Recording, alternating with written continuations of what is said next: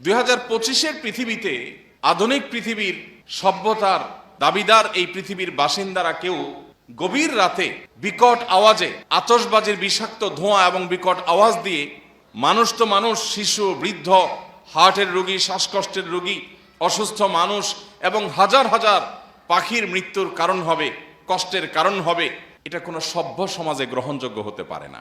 রাত 12:01 আপনি যখন উৎসবে মেতে উঠছেন, আপনি যখন চিৎকার চেঁচামেচি করছেন, আপনি যখন আনন্দ উৎসব হয়ে হুল্লোড় করছেন, তখন শত শত হাজার হাজার লক্ষ লক্ষ মানুষ ঘুমিয়ে আছে। আপনার বিকট আওয়াজ হয়তো তাদের ঘুম ভাঙিয়ে দিচ্ছে। প্রতি বছর এই 31st নাইটের কারণে যে পরিমাণ নিরাপত্তা ঝুঁকি হয়ে থাকে, প্রত্যেক বছর পুলিশ থেকে, প্রশাসন থেকে নিষেধাজ্ঞা থাকে, কোনো প্রকার পটকা ফুটানো যাবে না, এটা করা যাবে না, সেটা করা যাবে না, কিন্তু কে শুনে কার কথা?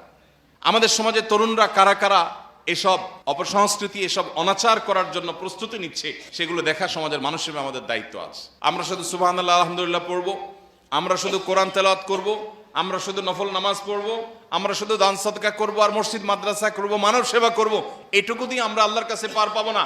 আমার চোখের সামনে অনাচার হচ্ছে, অন্যায় হচ্ছে, অশ্লীলতার বিস্তার হচ্ছে, বেহায়াপনার বিস্তার হচ্ছে, মানুষ এবং পশু পাখির কষ্টের কারণ হচ্ছে, মানুষের জীবন এবং স্বাস্থ্যের ঝুঁকি তৈরি করা হচ্ছে, সেটা দেখার পরও যদি আমার ন্যূনতম দায়িত্বটুকু পালন না করি, তো কিয়ামতের ময়দানে আল্লাহর কাছে আপনাকে আমাকে জবাবদিহি করতে হবে।